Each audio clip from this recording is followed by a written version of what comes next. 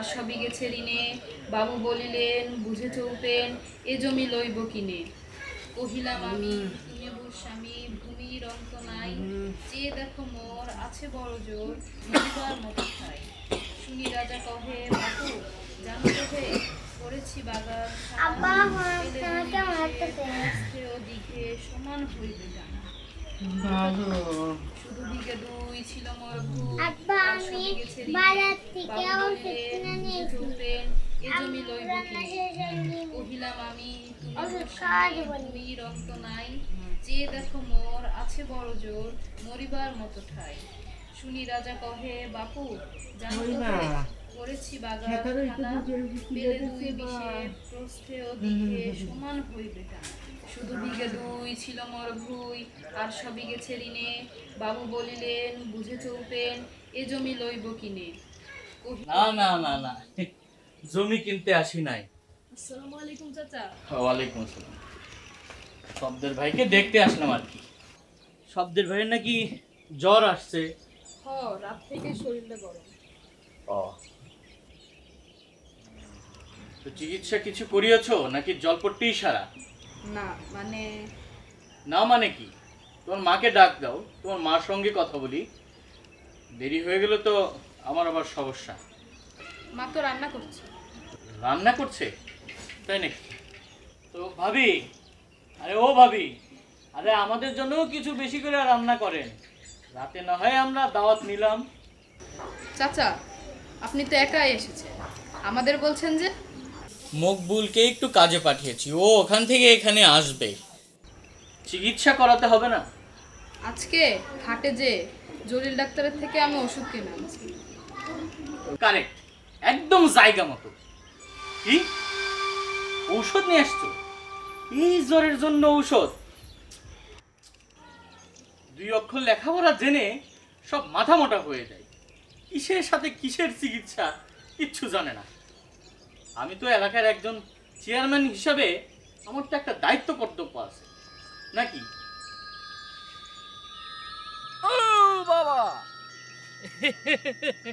আসেন কবিরাজ সাহেব, আমাকে পথ দেখাতে হবে না।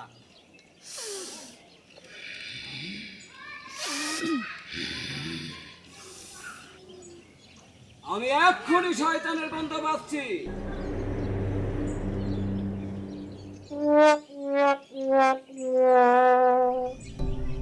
সরি সরি, দুঃখিত দুঃখিত। এই আসেন আসেন।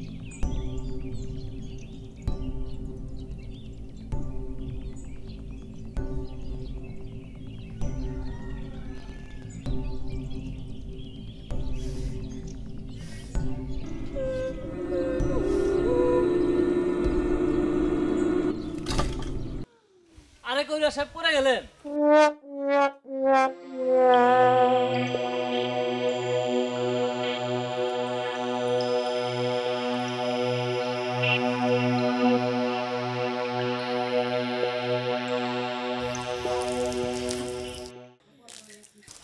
রে দাদা পায়জামাটা নষ্ট করে দিল। কি করে মেয়েটা?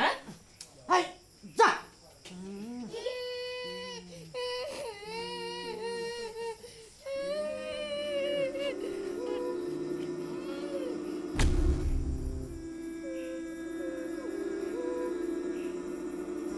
মন,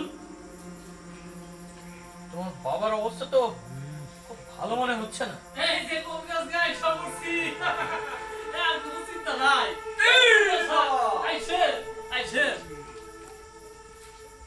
আঙ্গার খড়ি বাঙ্গার বোঝা, আমার নাম ঢেটেরা বোঝা। হে বিলাসী, তুমি আমার শিষ্য। 12 জন মহিলা 13 জন বাঁচলো, তোমার মতো উকি বলে আমার আশা চলে গেল। বাবা আরে উনি খামোশ, রুগী তো হয়েছে। খামোশ, আমাকে দেখতে দে। আঙ্গার খড়ি বাঙ্গার বোঝা, আমার নাম ঢেটেরা বোঝা। 12 জন মহিলা 13 জন বাঁচলো, তোমার মতো উকি বলে আমার আশা চলে গেল।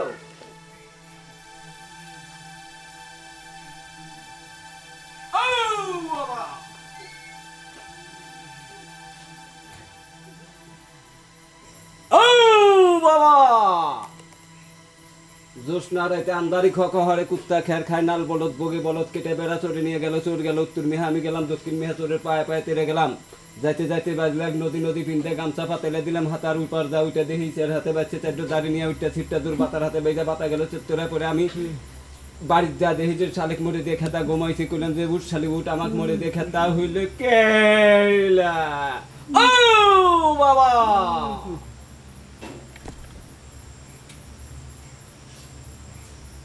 ও বাবা ও বাবা কিরে মন তোর বাপে গেলে কবিরাজ দেখাইছস? আর বলিস না, চেয়ারম্যান কোথায় থেকে কবিরাজ নিয়ে হাজির, বলো নাই কও নাই, দরদ নাই উঠলা উঠছে। চেয়ারম্যান হিসেবে তিনি এইটুকু করতেই পারেন, ঘটনা তোর মিশা না। কিসের ঘটনা মিশা? এই যে তোর বাপের যে ভূতে ধরছে। ধুর, কে বলছে তোর? আন্দাজে কথা বলিস। তোর আসলে আমাদের সাথে ঘুরতে দেওয়াই ঠিক না। ঠিক বলছো, যাই দেখা তুই টিম কথা কর। ভিতর ডিম আমি ভিতর ডিম যা তো দেখে নেবো আমি ভিতর ডিম কিনা। কিরে শিহাব কই যাস?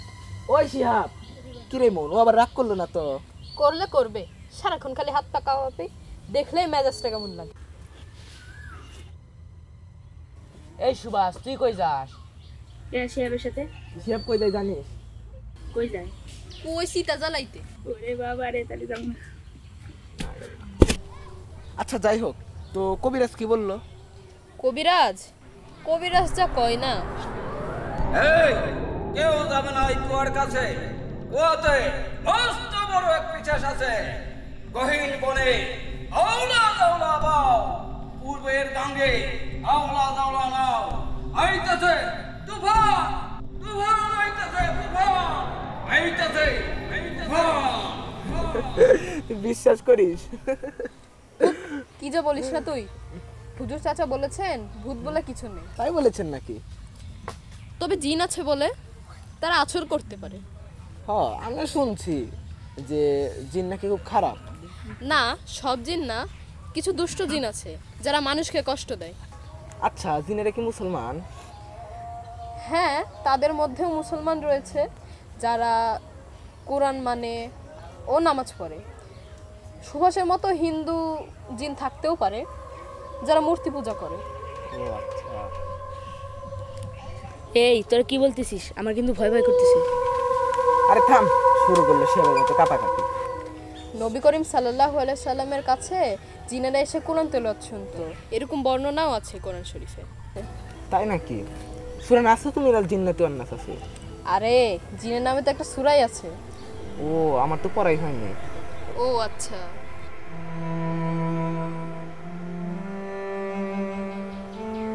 কি রে মন, তুই কথা বলছিস ঠিক আছে, কিন্তু তোকে যেন কেমন ভার ভার লাগছে। আব্বার তো জ্বর আসছে, কোনো মতেই কমছে না। ওষুধ খাইছিস? হাট থেকে ওষুধ নিয়ে এসেছে। ও তাহলে আজকের ভিতরে ঠিক হয়ে যাবে ইনশাল্লাহ, কারণ জ্বর তো 3 দিন বেশি থাকে না।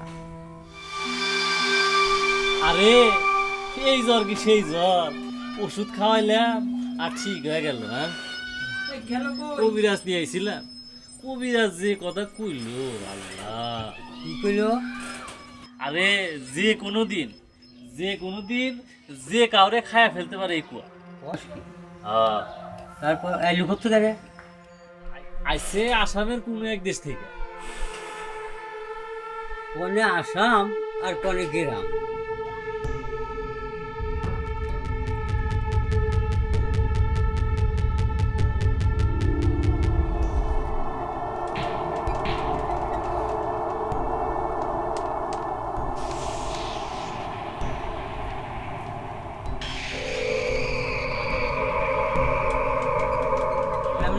তা কিছু করাই কইছে তো, এত উতলা হয়েছে কে? কইতেছি শোনো, অনেকদিন আগে কুরবানির ঈদ, তো কুরবানি দিতে হবে। তো ইন্ডিয়া থেকে চোরাই পথে কিছু চোরাই গরু কোন এক চোরা কারবারি এই বাংলাদেশে নিয়ে ঢোকে। সেখানকার এক গরুর সাথেই নাকি এই জিনিস এই বাংলাদেশে ঢুকছে। সেই চোরাই কারবারি গাছ থেকে আবার এক গরু কিনছে আমাদের গ্রামের এক ব্যাপারী। সেই গরু নিয়ে ঢুকছে এই তুলছে আবার শেলাবিটা হাটে। শেলাবিটা হাট থেকে সেই গরু আবার কিনে নিয়েছে আমাদের গ্রামের এক লোক। সেই গরুর মাথা নাকি ফেলা হয়েছে ওই কুয়ার মধ্যে। সেই থেকে এই ভূতের বাস হলো এই কুয়ার মধ্যে। দেখছো, কোনে আসাম আর কোনে আঙ্গুরে কুয়া, কম জম ব্যাপার কম জম ব্যাপার নাকি?